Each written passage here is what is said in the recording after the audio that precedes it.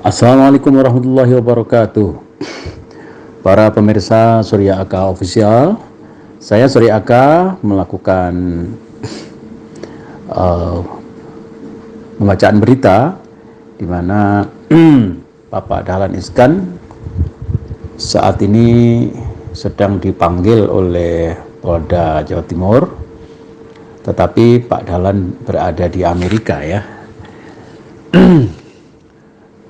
Mantan CEO Jawa Pos Dahlan Iskan resmi dipanggil oleh tim penyidik di Reskrimsus Polda Jatim.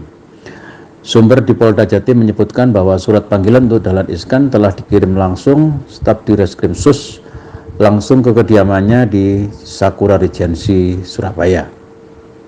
Surat panggilan diterima pegawai di rumahnya. Pengacara Karyan Jawa Pos, Ganing Pratiwi, membenarkan adanya pemanggilan Dahlan tersebut. Ganing menyatakan bahwa saat dirinya ke Direskrim Sus Polda 27 Mei yang lalu, dirinya juga mendapatkan informasi dari penyidik. Ganing sendiri sangat mengapresiasi kerja Polda Jawa Timur karena walaupun masih dalam tahap penyelidikan, jadwal pengumpulan saksi-saksi telah makin banyak. Apalagi Pak Dahlan sebagai sumber dari masalah ini sudah dilakukan pemanggilan. Dahlan Iskan sendiri kabarnya tidak di Surabaya. Pihak penyidik menerima informasi bahwa Dahlan Iskan saat ini berada di Amerika Serikat sejak kurang lebih 21 Mei 2024 yang lalu. Kemudian pihak penyidik juga melakukan cross-check ke staf Dahlan yang membenarkan bahwa Dahlan di Amerika Serikat untuk kunjungan bisnis. Karena diperkirakan kembali ke Surabaya masih lama, penyidik minta agar Dahlan Iskan bisa melakukan klarifikasi dengan Polda Jawa Timur melalui jalur Zoom ya dari Amerika dan Polda Jatim. Perlu diketahui bahwa Polda Jawa Timur sebelum ini telah melakukan serangkaian pemanggilan ya terhadap pihak-pihak yang berada di dalam surat-surat maupun akte-akte yang dikumpulkan di Polda, dan itu dimulai dari pihak pelapor ya, khususnya Yayasan PNAJB Sejahtera. Kemudian setelah itu para pemegang saham Jawa Pos ya, mulai dari yang tinggal di Jakarta, di Surabaya, kemudian direksi Jawa Pos saat ini Pak Kris, kemudian mantan direktur pada masa lalu Bu Dewi Bu Ratna Dewi ya. Kemudian karena pemegang saham itu berada di Jakarta dan sudah sepuh-sepuh, mereka diwakili oleh pengacaranya. Setelah para pemegang saham, baru kemudian dipanggillah ini saksi-saksi ini ya. Jadi saksi-saksi ini meliputi 10 karyawan atau staf dari Jawa Pos pada masa terjadinya peristiwa khususnya tahun 2001 ya, pada saat yayasan ditutup, dan sampai 2016 ya, pada saat saham ini dibagi-bagikan ya. Pada pemanggilan di Reskrim Polda Jatim tanggal 22 Mei 2024 telah dipanggil saya Surya Aka, kemudian Imam Abror mantan Pemret Jawa Pos, kemudian Pak Ali Murtado mantan redaktur Metropolis, dan kemudian Sukoto ya, Pak Sukoto ini redaktur Metropolis dan pernah jadi direktur Memorandum. Kemudian Imam Syafi'i ya, mantan redaktur Metropolis dan direktur JTV, sekarang jadi anggota DPRD Surabaya.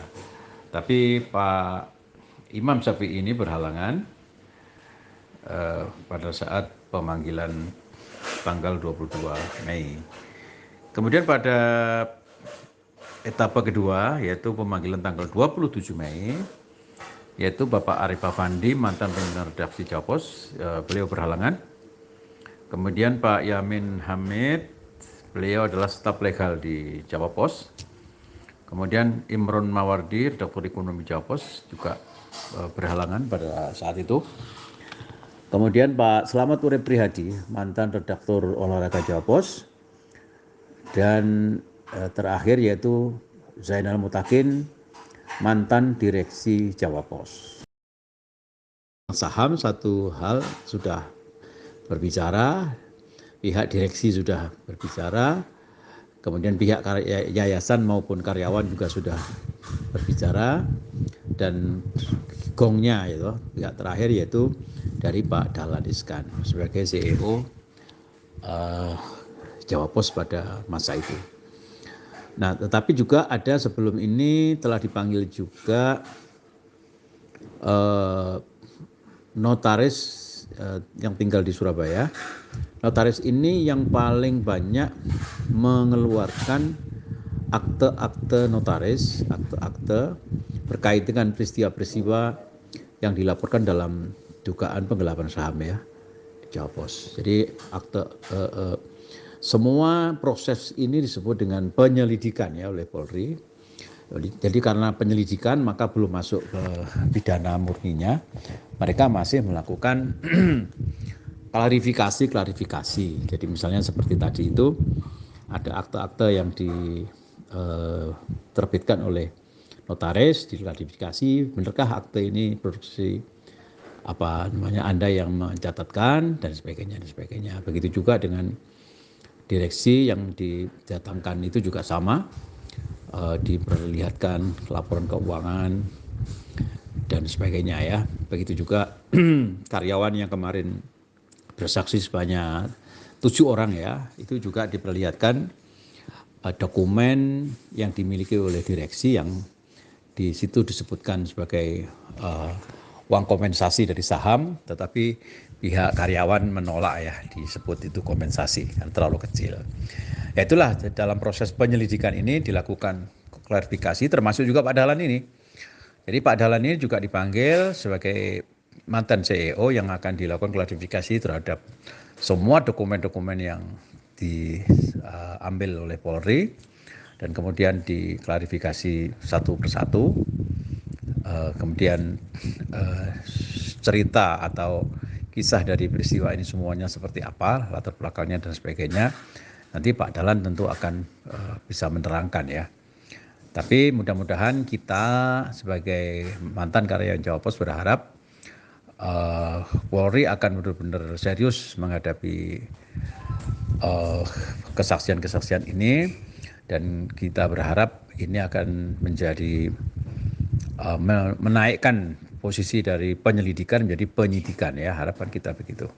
Kita percayakan kepada Polri, mudah-mudahan itu terlaksana. Terima kasih, demikian berita dari Surya Aka Official. Saya Surya Aka menyampaikan terima kasih atas perhatian Anda. Jangan lupa subscribe dan like serta share apabila Anda membutuhkan informasi ini, Anda sampaikan ke teman-teman Anda. Terima kasih. Assalamualaikum warahmatullahi wabarakatuh.